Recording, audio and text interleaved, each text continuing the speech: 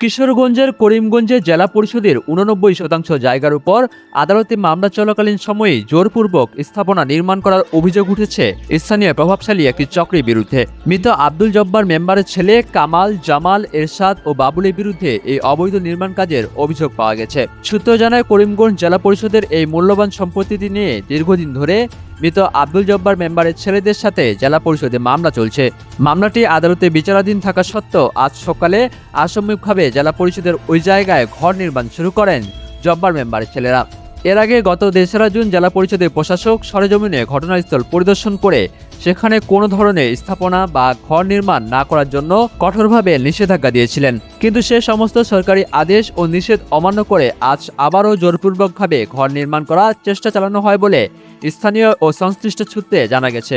জেলা পরিষদের উচ্চমান সহকারী মোহাম্মদ হাসিবুর রহমান সবুজ বলেন, এই জায়গায় বর্তমানে আদালতের ১৪৪ ধারা জারি রয়েছে। আইনগত নিষেধাজ্ঞা থাকা সত্ত্বেও আব্দুল জব্বার মেম্বারের ছেলেরা জোর করে ঘর নির্মাণ করতে চাচ্ছেন, যা সম্পূর্ণ বেআইনি।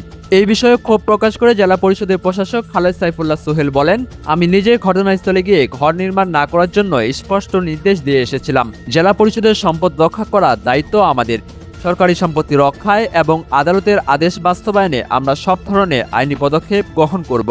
এ ঘটনায় এলাকায় টানটান উত্তেজনা বিরাজ করছে।